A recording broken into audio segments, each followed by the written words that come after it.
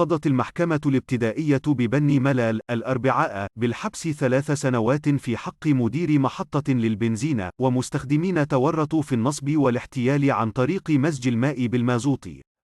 كذلك، أدانت المحكمة المتهمين الآخرين من أجل المشاركة في جنحتي خيانة الأمانة والغش في البضائع، وقضت على الأول ب1.5 سنة حبسا نافذا، وبغرامة نافذة قدرها 3000 درهم، والثاني ب10 أشهر حبسا نافذا وبغرامة نافذة قدرها 2000 درهم. وفي المطالب المدنية، حكمت المحكمة بأداء المدانين لفائدة المطالبة بالحق المدني في شخص ممثلها القانوني تعويضا قدره 420 ألف درهم على سبيل تضامن.